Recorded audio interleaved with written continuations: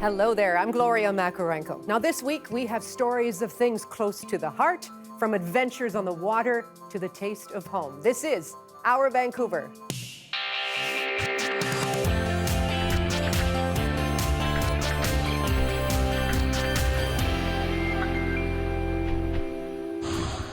Coming up, salt spring art created to be washed away.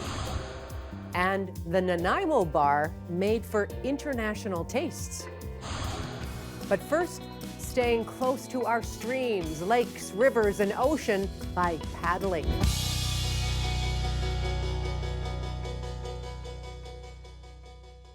Now, the weather may be colder, but that doesn't stop us from enjoying the outdoors here in BC, even on the water. Paddling, it's a year-round activity. And Andrea Ryman is the founder of Paddle BC, and Paddle BC has just launched a new online guide. Andrea, hello to you in Castlegar. Hello, thank you for having me. Now, it must be frozen there in Paddlegar, in Castlegar. I mean, where does the paddling continue throughout the winter time here in BC? Definitely more so on the coast. Vancouver Island and the southern coast is going to have the nicer weather, milder temperatures for that ocean paddling. But throughout the province, we have these different nooks and crannies of warm weather, like in Osoyoos and Castlegar and Kelowna. Now, what about for you? What's your own personal experience with winter paddling, especially? Well, my husband and I own a rafting business, and I've been whitewater paddleboard instructor for the last 15 years. I definitely have the most experience paddling in the fair weathers. That's when I do a lot of my teaching and my exploring. But I love to exercise and get out there. It's a connection with nature, and dipping your paddle in the water. It's like nothing else. Wait a second, whitewater paddleboarding? I have trouble staying upright on a paddleboard on a calm lake. How complicated is that? Take some good balance, that's for sure. Now, how would you say paddling has changed over the years? What kinds of things have you seen in terms of gear or better boats or other vessels? Great question. Well, one thing that's really come to light, especially during this project, is kayak fishing.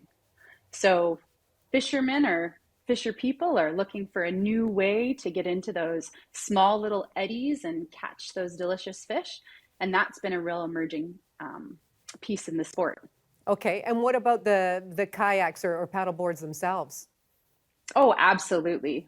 Back when paddleboarding first came out, they were large, they were hard, they were expensive, and now you can put it all into a backpack and hike up a mountain and go to a remote lake. Right. If you're strong, they're still heavy. They're Yes. still heavy. Come on. Yes, but it's given us a lot more opportunity Okay, to be so able to why explore. the need for an online guide? Really saw this as an opportunity to bring all the paddling sports together.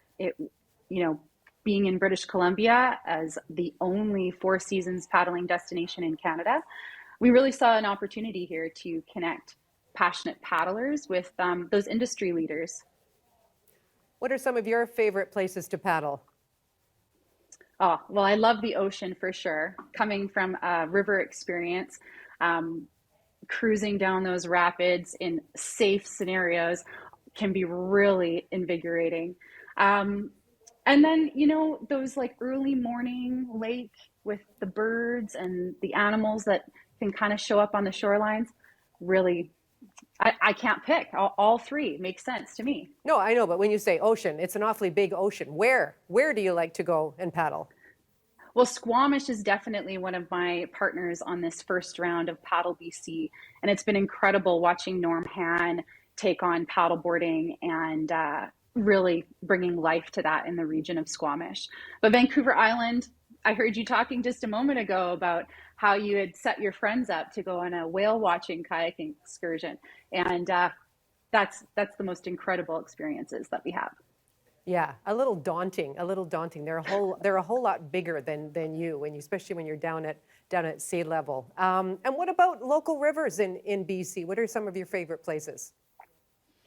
Well, some of the ones that have shooken me up the most was definitely the Kicking Horse in Golden. And the Elk River in Fernie's got some really great reputation. But that's one thing, is the whitewater doing this incredible project has really showcased our area and all of the rafters that we have, rafting outfitting companies that we have. We really are a whitewater mecca. So what would be your advice then for someone who's new to this, someone who's a complete newbie paddler? What's a good way to get into this? Yeah, check in with some of the local experts. That's been one of the biggest components to this site is we need to know and connect with those people on the ground working on those waterways. They're the ones that know the area the best. So as we weave in their information, their expertise, their advocacies, we're really making a connection to place. So as a beginner paddler, take advantage of those trips, take a lesson and go on in a guided experience. Andrea, I wish you a wonderful winter there in Castlegar, and thanks so much for a little bit of incentive and enthusiasm for paddling in the province. Thanks for inviting me on the show. This is our Vancouver.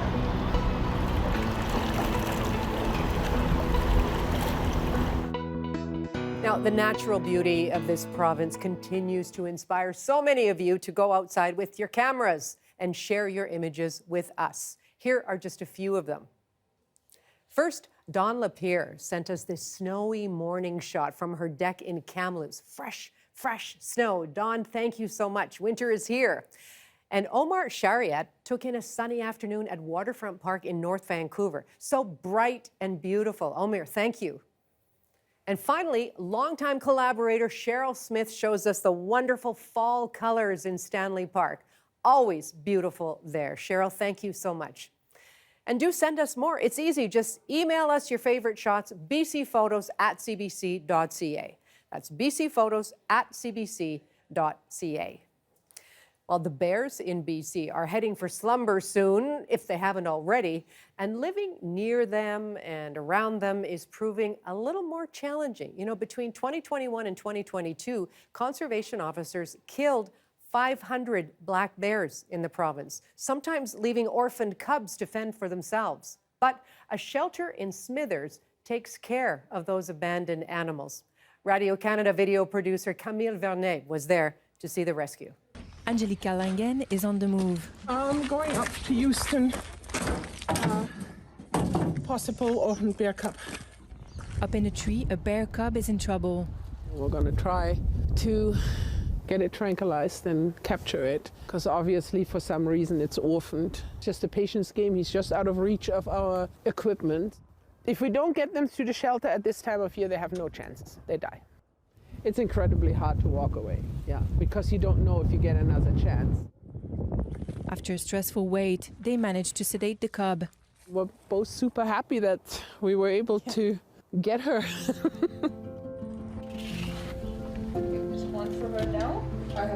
At the shelter, the team identifies the orphans. We keep them as natural as possible, even with feeding, so feeding natural foods as much as we can, and with minimum human contact. They usually just have contact with their caretakers and nobody else. Bears will spend a year in their care and then be released back into the wild. These big traps we use to release grizzly bears. In 2007, the nonprofit tried the same experiment with grizzly bears. The aim is to prove that you can rewild a grizzly bear just as well as you can do a black bear.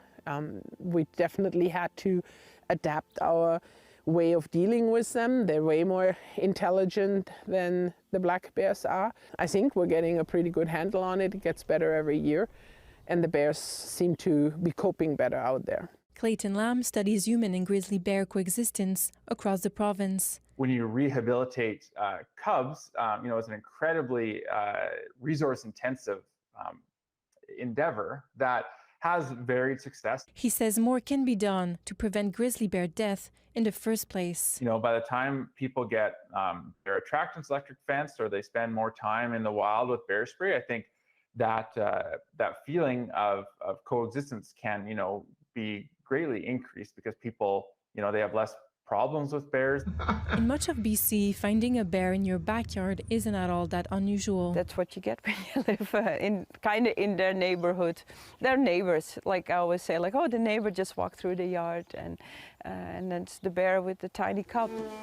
She says the shelter is not meant to be a solution to conflicts. It's better that they stay with their mom. People just take ownership of their property and secure their attractants.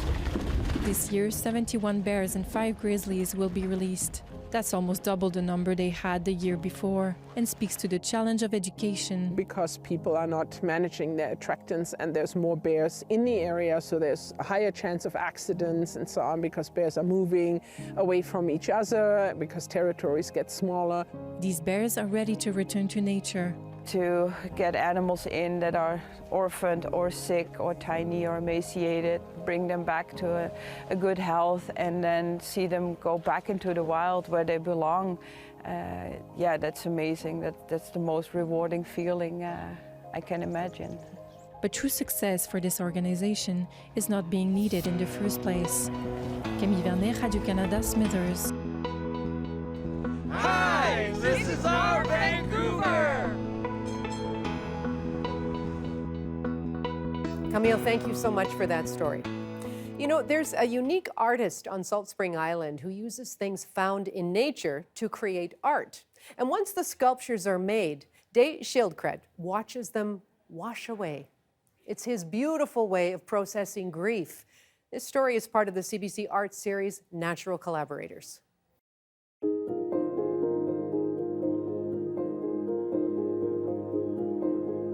We have so few ways to relate to change. Most of the time in our culture, we refuse it. And so with this art, the beauty of it is that it's not meant to last.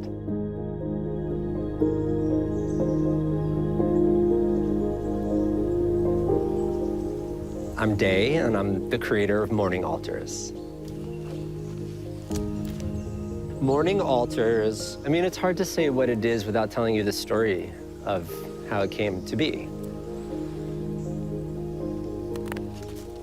Almost about 10 years ago, I had a double whammy in my life, a transition. My father died, and I was going through a pretty enormous breakup. The only thing that got me out of the house every day was my little dog, Rudy. And so we would go on these long walks together. And along the way, I would just see these beautiful objects on the ground. We went to the top of this hill one day, and underneath these eucalyptus trees were the most beautiful amber-colored mushrooms. And I just sat down, and I started to, without thinking about it, arrange the mushrooms. An hour passed, it felt like a second. And for the first time in 6 months, my grief was lighter.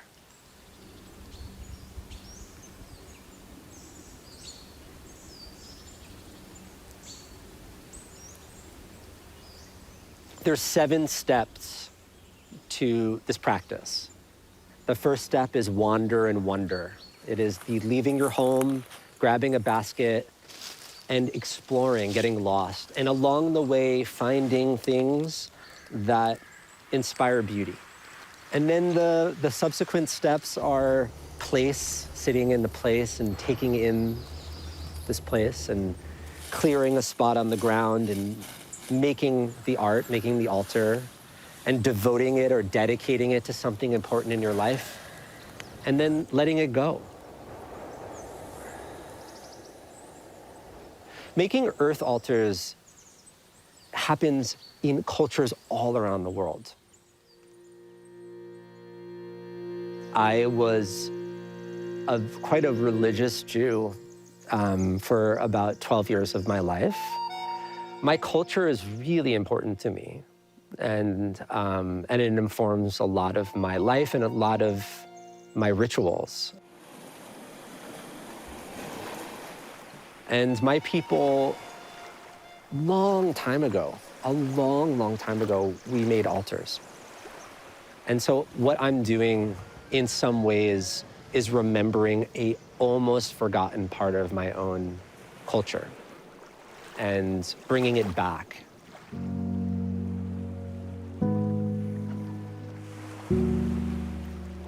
That's the origin story of Morning Altars, is that I did it actually at the beginning to work through my own grief. But it started to take off, and I was putting them on Instagram, just the little pieces that I was just making every morning. And then suddenly this whole movement started to happen where we started to just actually send art made out of the places that we live to each other all over the world. And there's been tens of thousands of people doing this. Memory care facilities, homeless shelters, play schools, camps, people in need of connecting back to nature, to connecting to their creativity, and also especially to learning how to be resilient with change. But change, relating to change, is just like any practice. The more you do it, the better you get at it. That's the whole piece of Morning Altars. It begins with impermanence and it ends with impermanence. And in between is this beautiful thing that you made. It's nature, connection, it's art, and it's meaning making, it's ritual.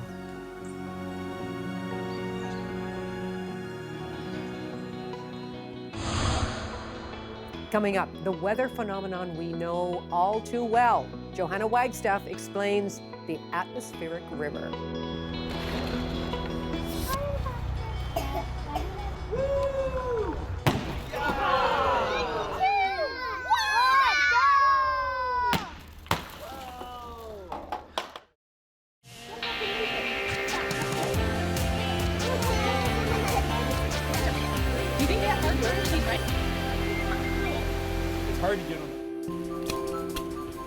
Why are we hearing so much about atmospheric rivers right now? Thing is, we've always had them here on the West Coast. These narrow bands of moisture act like a conveyor belt or a fire hose, transporting huge amounts of moisture from the subtropics to our neck of the woods. They're really common in the fall and winter on the west coast of North America. BC gets about 10 to 12 of these events a season. In fact, it's how we get 20 to 25% of our annual rainfall. We need atmospheric rivers to replenish our water supply and end droughts. But there's a scale. Check this out. Researchers in California are working on this 1 to 5 scale. Cat 1 and 2 are beneficial. Cat 3 to 5 means there's concern for flooding and washouts. Last year's historic flooding on BC's Sumas Prairie was a 4 or 5 on that scale. The Intergovernmental Panel on Climate Change says these big atmospheric rivers will become more frequent and more intense with climate change.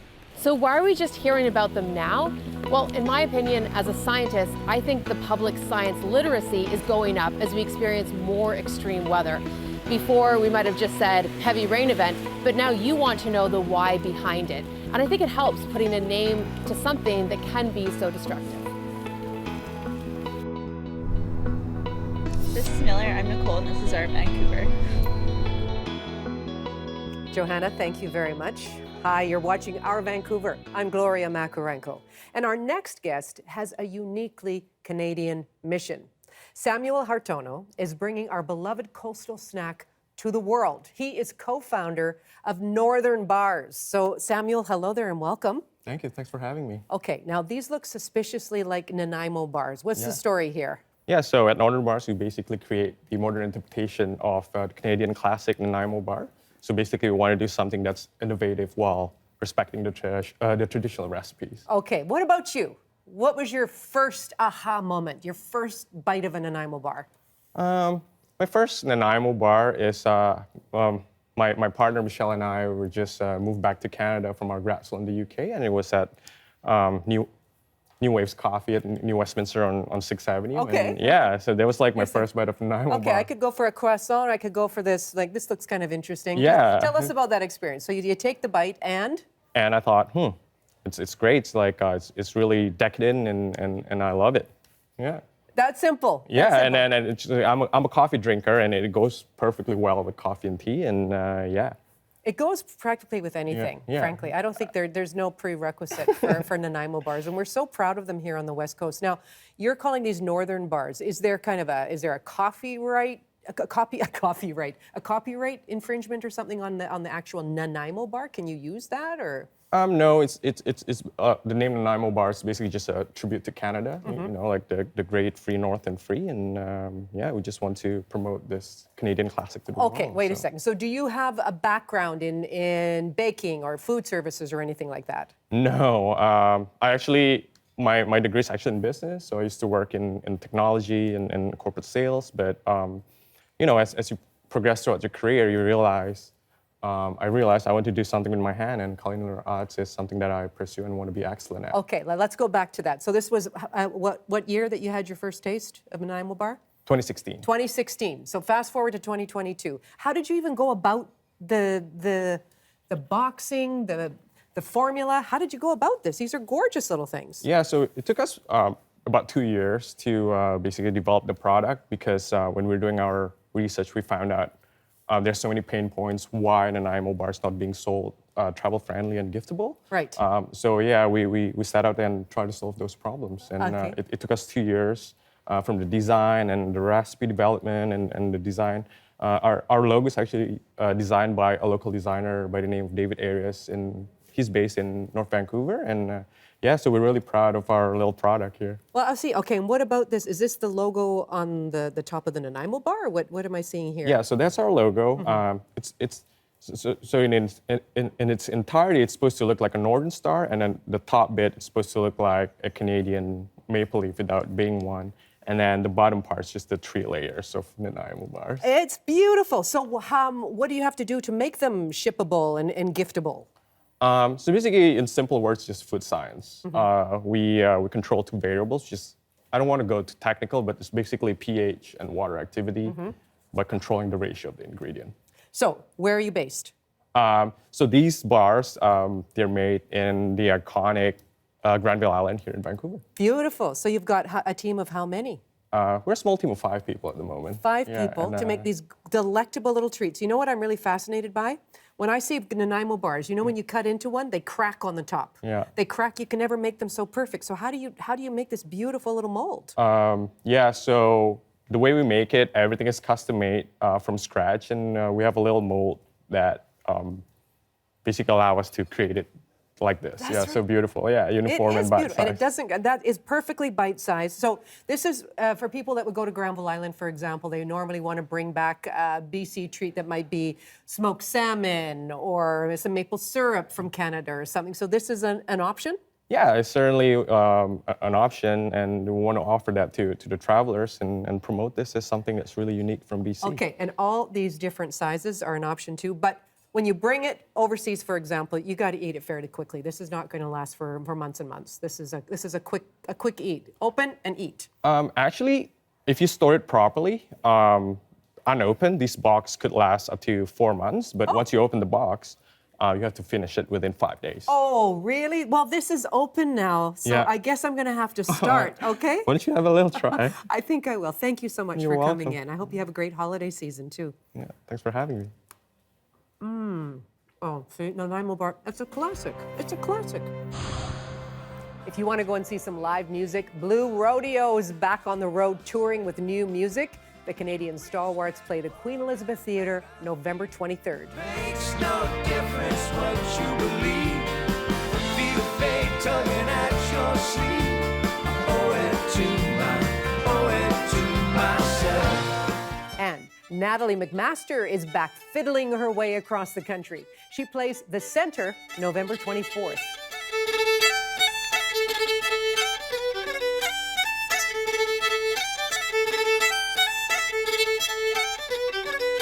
Hey, I'm Grant Lawrence from CBC Music here with the return of a ferociously wild Vancouver punk rock band that just announced their first new album in 14 years. I'm talking about the Black Halos. Now, I'll get to that new album in a minute, but first, sink your teeth into this classic slice of live Black Halos rock and roll goodness from back in the 1990s.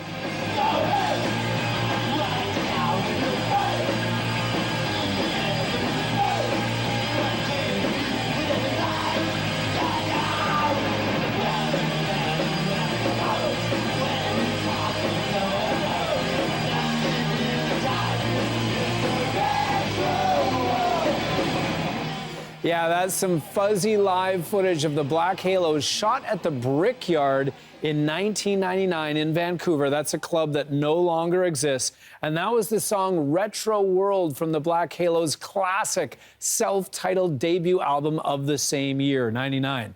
Now, the secret sauce of the Black Halos was the songwriting tandem of lead singer Billy Hopeless and guitarist Rich Jones. Together, they crafted what were essentially catchy pop songs with sing-along choruses and locked-in harmonies, and then churned up by punk guitars and spat out through the snarling vocals of Billy Hopeless, one of Canada's all-time maniacal front persons. From their second album, The Violent Years, here is the single Some Things Never Fall, featuring some cameos. See if you recognize anyone.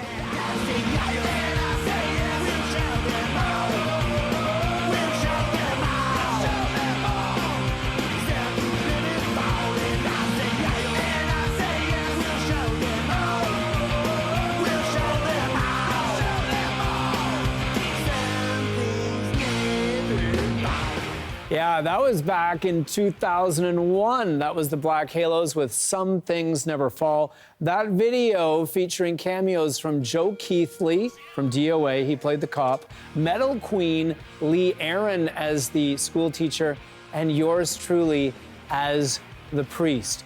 After that album, the Black Halos lost Rich Jones when he moved to LA to join punk metal band Amen. And that didn't go over too well with Billy Hopeless. The songwriting tandem was broken, but the Halos soldiered on for a few more albums and a series of 9 different touring vans and about that many lineup changes before hanging up the Halos. But never say never. A few years ago, Jones and Hopeless patched things up and started writing again. And now, 14 years after the release of their last album, the Black Halos are back.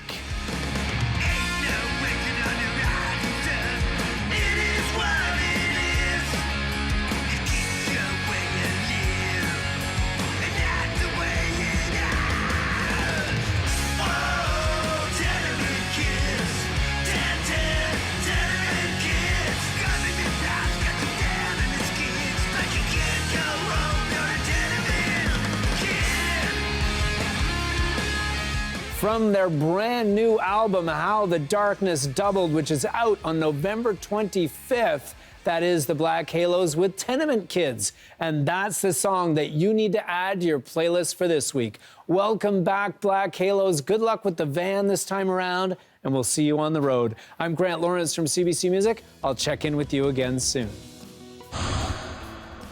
Coming up, what going green looks like in one of the world's largest cities.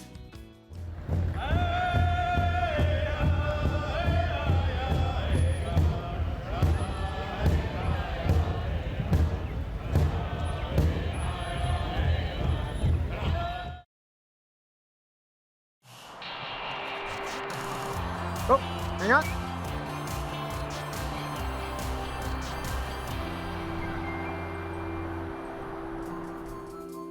You are watching Our Vancouver. I'm Gloria Makarenko. Now, the UN Climate Change Conference continues in Egypt. And yes, there are concerns that the global community is not responding quickly enough to the climate crisis. But there are examples of communities working to make positive changes at the grassroots level. And CBC's Salima Shivji has details on a green transportation initiative in one of the world's largest cities. I'm riding in an e-rickshaw on the roads in Delhi, basically an electric three-wheeler. And these type of vehicles have cropped up really everywhere in a lot of cities across India. Officially, the number of e-rickshaws on the roads in India is pushing about 2 million. But it's a largely unregulated industry, so that number is likely very much higher. And the spread of these, it's been very rapid, and the rise in popularity has been quite sudden. The running cost of the vehicle is very low, and also it is emission free. So all these things combined, it makes a very good value case for them. Electric rickshaw is really a preferred mode of transport and the preferred option for so many drivers who say it's quite cheap to buy one of these vehicles, easy to maintain, and for some, like Suman, it is a chance to earn her own living. It's made me more confident and self-sufficient, she says. I'm able to earn money to feed my 4 daughters. Now, as the number of drivers of e-rickshaws has spread, so has infrastructure across the country. There are charging stations just set up at the sides of roads in Delhi where drivers can stop and charge their batteries for a few hours, 3 or 4 hours, before they can get back out on the roads and carry more passengers to their destinations. Industry and electric vehicle manufacturers are also trying to push EV sales, but cars aren't as popular. It's really the 3-wheelers, the electric scooters that are really pushing the electric revolution here in India. And the government itself is also jumping on this train, basically making electric vehicles a major part of its strategy to get India closer to its goal of going net zero by 2070. The government sees electric vehicles and these type of e-rickshaws as a solution in order to reduce carbon emissions, and the world will be watching to see how India fares in this massive task. Salima Shivji, CBC News, Delhi. Hi, my name is Shayna and this is our Vancouver. Salima, thank you so much for that. You know, the Climate Change Summit, it comes at a moment of reckoning for the world's shipping industry and its enormous carbon footprint. Well, as Chris Brown shows us now, the pressure is on to find cleaner, greener options in the face of climate change. Shipping is the foundation of the global economy.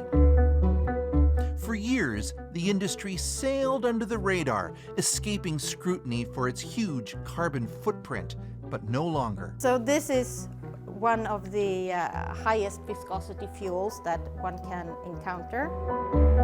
Greenhouse gas emissions from shipping are rising fast. But we actually need to look at ways to rebuild existing ships.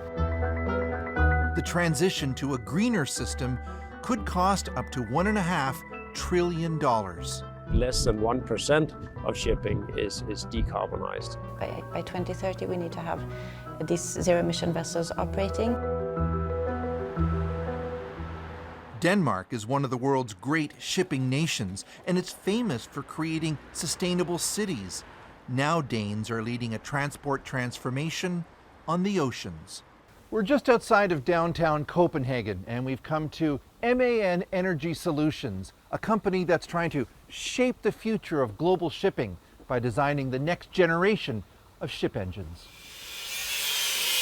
Brian Ostergaard Sorensen leads the research and development team here. We are taking an internal combustion engine and then we are changing it, we are rebuilding it, we are redesigning it to burn something else. So it still is an internal combustion engine, but you are burning different types of fuel. Batteries and electricity aren't practical for long-distance ships, so teams here are using this test engine to experiment with non-polluting fuels. We're looking at a very difficult transition, but also possibilities, and there is, you can say, a willingness in the industry to do this. And I think this gets me up in the morning. It gets me up in the morning that we are actually contributing to solving the challenges that you have in the industry today. Right now, most ships burn heavy, stinky bunker fuel or marine diesel. Well, it has a high sulfur content. They're cheap and abundant, but intensely polluting. Julia Svensson, a senior research engineer with MAN, is looking at greener alternatives. I think it's really interesting that the industry has started to experiment a little bit more, be a little bit brave. There's no agreement yet, though, on which new fuel everyone will use. Methanol, produced sustainably with solar energy, and ammonia are two options. Regulations that would push shipping to eliminate all of its carbon emissions by 2050 have been elusive. Instead, the regulator, the International Maritime Organization, has only promised to cut them in half. A deadline and a point. Ingrid Sidenval Jegu is with the Global Maritime Forum, a non-profit foundation that's trying to steer regulations towards that net zero target.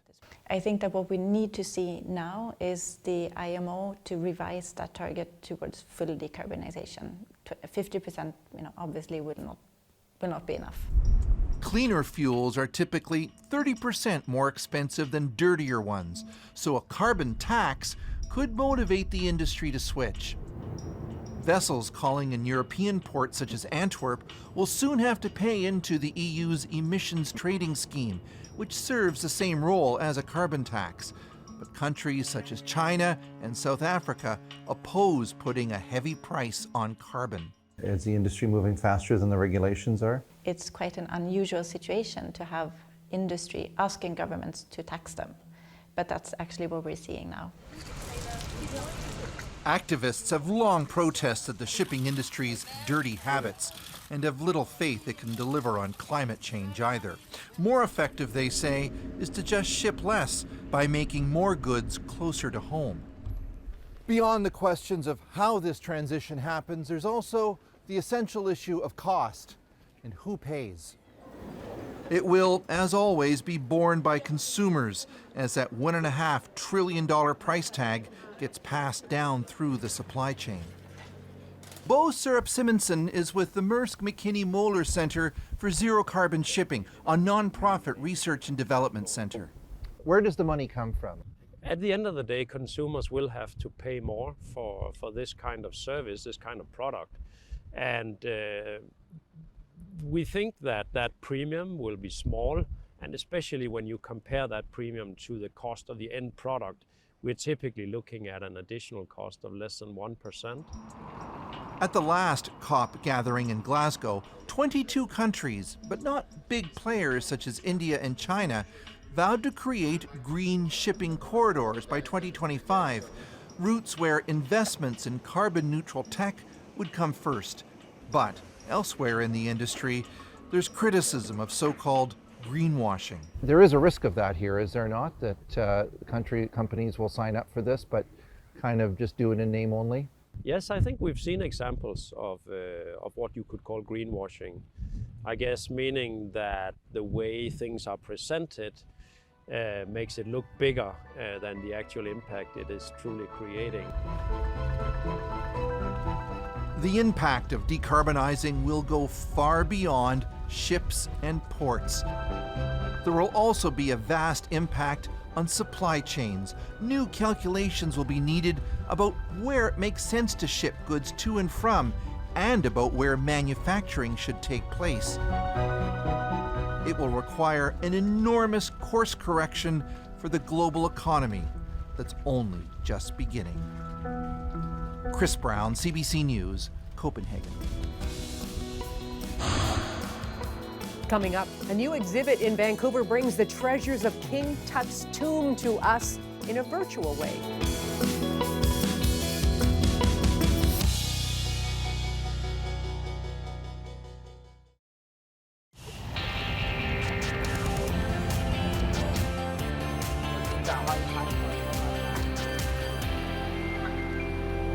Hi, and welcome back to Our Vancouver. I'm Gloria Makarenko. You know, last week marked the 100th anniversary of one of the most iconic discoveries in archaeology, the treasure-filled tomb of Pharaoh Tutankhamun. King Tut's tomb, it was discovered November 4th, 1922. And here in Vancouver, a new National Geographic exhibit is showcasing the amazing treasures of the Egyptian king. My name is Mark Locke. I'm the creative producer of National Geographic's Beyond King Tut, the immersive experience. I've used that word immersive for 25 years to mean something else. You know, I'll say, well, the Titanic Grand Staircase is immersive, you know, but now it means these large projection shows.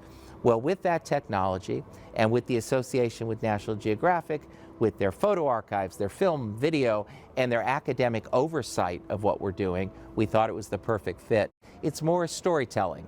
It's got a beginning, middle, and an end. We have 9 different galleries in this show. We talk about the discovery, we take you into the burial chamber, we introduce you to Tut as a young man, as a young boy becoming king, the mummification process, his journey into the afterlife, finally in the immersive room, that along with the artifacts soaring around you, as well as going to Egypt today. You know, I had the great honor of doing the artifact artifact exhibition, actually touring the real objects from King Tut's tomb around the world. So with this 100th anniversary of the discovery of the tomb, knowing that the objects are now back in Egypt for a very long time, building a brand new museum there, it was like, well, how do we commemorate this incredible discovery?